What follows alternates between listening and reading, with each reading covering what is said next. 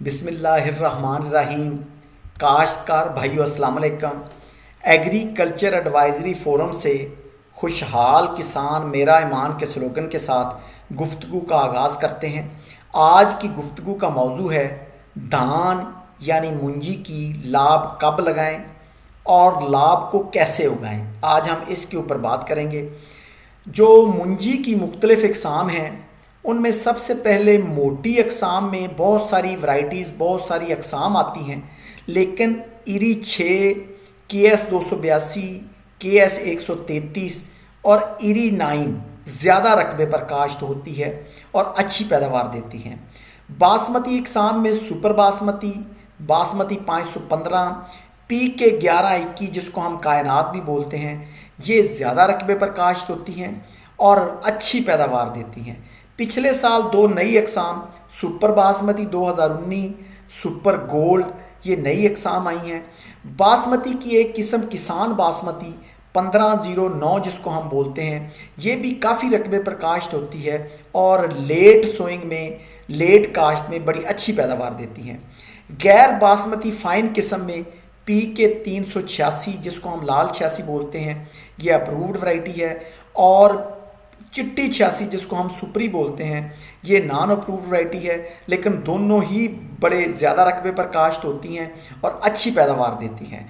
और उससे अगली हाइब्रिड अकसाम है जिसमें मुख्तलिफ हाइब्रिड आते हैं, वो भी मुख्तलिफ इलाकों में काश्त किए जाते हैं और उनसे लोग अच्छी पैदावार ले रहे हैं। आज हम इन अकसाम के ऊपर बात करेंगे। दान यानी मुंजी की अगेती काश्त क्यों ममनू है, क्यों मना की जाती है? दरअसल पेस्टिसाइड ऑर्डिनेंस के तहत धान की पनीरी 20 मई से पहले हरगिज़ काश्त नहीं करनी चाहिए, क्योंकि अगर 20 मई से पहले हम धान की लाब, मुंजी की लाब काश्त करेंगे तो तने के जो सुंडी होती है उसके परवाने मार्च अप्रैल में निकलते हैं, और ये परवाने जो अगर अगेती पनीरी काश्त की कर दी जाए तो उसके ऊपर अपने अंडे देना शुरू कर देते हैं और उससे अपनी नस्ल का आगाज़ कर देते हैं, जिसकी वजह से आपके तने के जो तने की सुंडी है, स्टेम बोरर है, वो लगातार चलता रहता है और स्टेम बोरर, तने की सुंडी बहुत ज़्यादा धान का नुकसान कर देती है। पिछले साल इसके अलावा लाल 86 की पैदावार बहुत कम आई थी, जो 20 जून से पहले काश्त की गई थी फसल, यानी पनीरी 20 मई से पहले लोगों ने काश्त कर दी थी और फसल 20 जून से पहले लोगों ने मुंतकिल कर दी थी, लाभ मुंतकिल कर दी थी, फसल लगा ली थी, जिसकी वजह से अच्छी खासी पैदावार कम आई थी।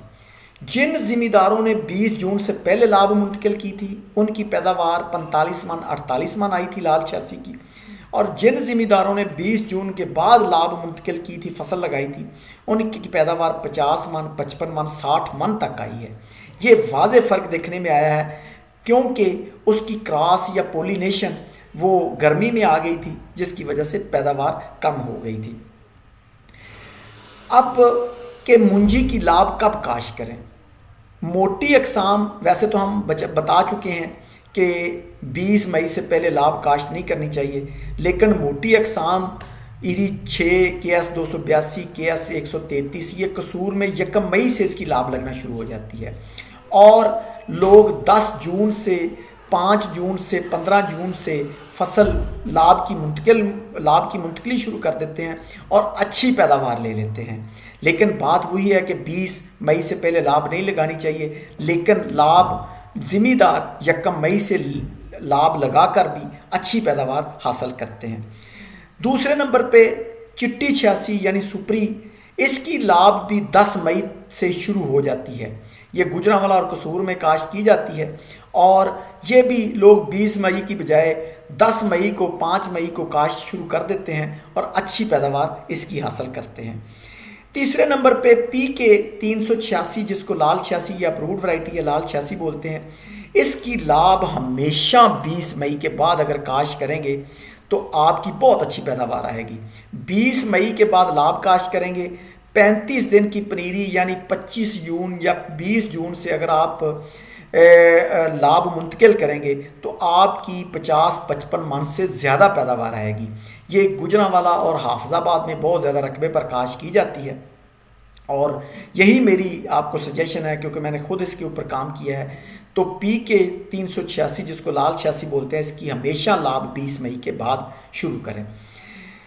चौथी जो पी के 1121 है बासमती इकसाम कायनात, इसकी लाभ 25 मई के बाद शुरू करें। ये भी गुजरांवाला और हाफजाबाद में बहुत ज़्यादा रकबे पर काश्त होती है, नारोवाल और सियालकोट में भी होती है, लेकिन ज़्यादा ये आपकी गुजरांवाला और हाफजाबाद में होती है। इसलिए इसकी लाभ 25 मई के बाद शुरू करें और इसकी लाभ की मुंतकली 1 मई से शुरू करें। 35 दिन की लाभ होगी, तो 1 जुलाई से आपकी अगर लाभ मुंतकिल होगी तो आपकी पैदावार बहुत अच्छी आएगी। अगली जो बासमती अकसाम है सुपर बासमती या बासमती 515, इसकी कोशिश करें लाभ 1 जून से के बाद शुरू करें, 1 जून से शुरू करें। गुजरांवाला, हाफजाबाद, नारोवाल, सियालकोट, शेखुपुरा, कसूर, इसमें बाकी बहुत सारे आपका अब्दुल हकीम, मुल्तान के एरिए में और ये बासमती अकसाम लगती हैं। और अगर इसकी लाभ की मुंतकली 5 जुलाई से यानी 1 जुलाई के बाद 5 जुलाई के बाद शुरू करेंगे तो आपकी पैदावार बहुत अच्छी आएगी।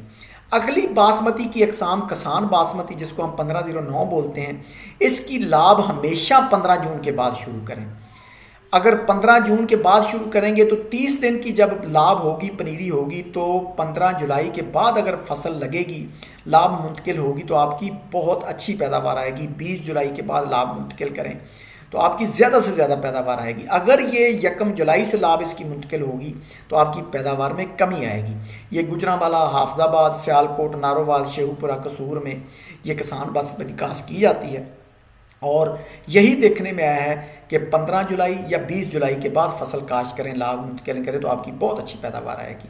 हाइब्रिड अकसाम, मुख्तलिफ़ किस्म के गाड़ के हाइब्रिड, टकसाल के हाइब्रिड, ये लोअर सिंध में बदीन, टंडो मोहम्मद खान, सजावल, ठट्ठा, मैंने खुद उधर काम किया है और 125 मन 130 मन खुद पैदावार ली है, क्योंकि उधर का दर्जा हरारत लोअर सिंध का जो गर्मियों का ज़्यादा से ज़्यादा दर्जा रात 35, 36, 37 से ज़्यादा नहीं बढ़ता। हाइब्रिड का एक मसला ये है कि ये इसका पोलन जो 36 डिग्री से ज़्यादा दर्जा हरारत हो जाए तो इसका पोलन वायबल नहीं रहता, मुतासर हो जाता है और पैदावार में वाज़े कमी आ जाती है। अब 5-7 साल पहले हाइब्रिड शुरू हुआ था पंजाब में, तो उस वक्त नाकाम हुआ। अब दोबारा हाइब्रिड पंजाब में शुरू हो गया है। कुछ लोगों ने पैदावार भी ली है, लेकिन कुछ लोगों का नुकसान भी हुआ है। लेकिन क्योंकि बेचने वाले ये जो कंपनियां हैं बड़ी पीछे हैं, तो लोग लगा भी रहे हैं और लोग इस 36 डिग्री सेंटीग्रेड से ज़्यादा दर्जा हरारत की वजह से उसकी पोलन मुतासर होता है। लोगों ने 20 अप्रैल से पहले लाभ की मुंतकली शुरू कर दी है, लाभ की काश्त शुरू कर दी है। 20 अप्रैल की लाभ की काश्त और 20 मई या 25 मई से लोगों ने इसकी पनीरी आगे, लाभ आगे मुंतकिल कर दी है, फसल लगा दी है। तो उसकी वजह से ये हाइब्रिड अकसाम शायद कुछ कामयाब हो जाए, लेकिन इसका अक्लमंदी यही है कि अगर आपको बहुत ज़्यादा शौक़ है, कंपनियां आपके बहुत पीछे हैं, तो हाइब्रिड अकसाम टोटल रकबे का 2-4% या 5% नहीं से ज़्यादा नहीं लगाना चाहिए। अगर कोई 20 एकड़ मुंजी लगा रहा है, धान लगा रहा है, तो उसको 2-4 एकड़ से ज़्यादा हाइब्रिड नहीं लगाना चाहिए। लगाएं, अपना तजर्बा करें। अगर आप कामयाब होते हैं तो फिर भी अगले साल भी आपको 4-5 एकड़ से ज़्यादा हाइब्रिड अकसाम काश्त नहीं करनी चाहिए। अगला सवाल कि लाभ के लिए बीज कैसा हो। बीज साफ़ सुथरा हो, तंदुरुस्त हो और तवा ना हो। बीज के उगाव की शरह 80% या 80% से ज़ायद हो। उसका तरीकाकार ये है कि कम अज़ कम 400 बीज लें और उसको गीली बोरी के अंदर भिगो के रख दें। उसके ऊपर पानी डालते रहें, वो जो है ना तर रहे, वो खुश्क ना हो। तो उसमें से अगर 24 घंटे बाद या 36 घंटे बाद 320 बीज हो गए तो आपका बीज सही है। आपको घर का बीज इस्तेमाल कर लेना चाहिए, या बाहर का बीज भी लें तो उसका भी उगाव की शरह ज़रूर मालूम कर लें। बकाइनी और पत्तों के भूरे धब्बों जैसी बीमारी से बचाव के लिए बीज को हमेशा थायोफनेट मिथाइल, ये टॉप्सन के नाम से भी है, मुख्तलिफ ये कंपनियां दे रही हैं, इससे आप जहर आलूदा बीज को ज़रूर कर लें। आपकी बकाइनी का मर्ज़ भी बच जाएगा, फसल बच जाएगी, और भूरे धब्बे जो पत्तों के ऊपर आते हैं उससे भी फसल बच जाएगी। अगर बाज़ार का बीज है तो बहुत अच्छा है। अगर बीज घर का हो तो 20 लीटर पानी किसी टब में लें, उसके अंदर आधा किलो नमक डाल लें और उसके अंदर आप वो बीज जो घर का हो भिगो दें। नाकस और हल्का बीज ऊपर आ जाएगा, उसको निथार लें और जो नीचे बच जाएगा बीज उसको आप अलग कर लें और उसको साफ़ पानी से धो के आप उसको इस्तेमाल कर सकते हैं। ये अच्छा बीज बनाने का, आपके पास घर का बीज अच्छा बनाने का ये तरीकाकार है। जो बीज को अगर अंगूरी मारने के लिए बीज को गीली बोरियों से ढाँप दें और उसके ऊपर पानी का छिड़काव करते रहें और उसको खुश्क ना होने दें। 36 से 48 घंटों बाद बीज अंगूरी मार लेगा, यानी आप वो जो ना बीज उग आएगा उसको अंगूरी मारना कहते हैं। जब बीज की वो जो उग आएगा तो उसको फिर आप आगे काश्त करें। कद्दू के तीन तरीक़ों से आप लाभ काश्त की जाती है या आप कर सकते हैं। एक कद्दू का तरीका, उसमें इरी अकसाम के लिए 1 किलोग्राम बीज फी मरला इस्तेमाल करें और बासमती अकसाम के लिए 500 से 750 ग्राम यानी आधा किलो से 3 पाव तक बीज फी मरला इस्तेमाल करें। ये आम तरीका इस्तेमाल होता है। जो हल्की ज़मीन या मैरा ज़मीन जिसमें आप पानी खड़ा नहीं हो सकता, उसमें खुश्क तरीके से आप लाभ काश्त करें। आप इरी अकसाम के लिए 1.5 किलोग्राम फ़ी मरला और बासमती अकसाम के लिए 3 पाव फ़ी मरला बीज का छट्टा दें। मुजफ्फरगढ़ और डीजी खां की ज़मीनें बहुत सख्त हैं, उधर राब का तरीका इस्तेमाल होता है। उसमें इरी के लिए 2 किलोग्राम बीज और बासमती के लिए 1 किलोग्राम बीज फ़ी मरला बीज का छट्टा दें। कद्दू के तरीके में यह है कि आम तरीके से ज़मीन की आप तैयार करें, उसके बाद पानी छोड़ दें और जैसे कद्दू मारते हैं कद्दू कर दें और उसके बाद बीज का छट्टा कर दें जो बीज दवाई लगी हो, और उसके बाद हर हफ्ते 1 हफ्ते तक डेली पानी उसका तब्दील करें। शाम को बीज का छट्टा करें और फिर अगले दिन पानी निकाल दें, सुबह डाल दें, यानी 1 हफ्ते तक डेली पानी तब्दील करें और पानी कम रखें, क्योंकि अगर ज़्यादा पानी होगा तो उगा हुआ बीज वो हबस की वजह से, ह्यूमिडिटी की वजह से उसको मसला हो जाएगा। खुश्क तरीके में जिधर पानी खड़ा नहीं हो सकता, रूड़ी, तूड़ी, फक या पराली की 1 इंच मोटी तय बखेर कर उसके अंदर बीज का छट्टा कर दें और बीज का छट्टा करके आप खुश्क तरीके से आप अपनी जो है ना पनीरी काश्त करें, पनीरी लाभ काश्त करें। ज़्यादातर कद्दू के तरीके से होती है लेकिन कहीं कहीं खुश्क तरीके से भी होती है। जिधर ज़मीनें बहुत सख्त हैं उधर राब के तरीके से पनीरी लाभ काश्त होती है। तूड़ी, फक या पराली की 2 इंच मोटी तय ज़मीन के ऊपर बखेर दें, उसके अंदर आग लगा दें और वो जो राख होगी उसको गोडी के ज़रिए ज़मीन में मिला दें और उसके अंदर फिर आप बीज का छट्टा करें। पनीरी के वक़्त लाभ की उम्र हमेशा 25 से 35 दिन से ज़्यादा हो, 25 दिन से कम ना हो, 35 दिन से ज़्यादा ना हो। अगर 25 दिन से कम होगी तो नरम नाजुक होगी, पनीरी मुरझा जाएगी, और अगर 35 दिन से ज़्यादा लाभ हो तो वो उसके शगुफ़े कम बनेंगे। किसान बासमती की लाभ की उम्र मुंतकिली के वक़्त 30 दिन से ज़्यादा नहीं होनी चाहिए। बाकी इरी में, बासमती किसान में, आम बासमती में, PK 11-21 में, कायनात में गुजारा हो सकता है 35 दिन से ज़्यादा, लेकिन किसान बासमती में 30 दिन से ज़्यादा पनीरी नहीं होनी चाहिए। लाभ को जब लगा लें उसके 12-15 दिन बाद 1 पाव फ़ी मरला यूरिया दें और उसके साथ साथ 50 ग्राम फ़ी मरला जिंक सल्फेट दें, यानी 250 ग्राम 1 पाव यूरिया दें, सोना यूरिया दें या कोई भी यूरिया दें, और 50 ग्राम जिंक सल्फेट जो आम सोना जिंक है या कोई भी जिंक है आप दें।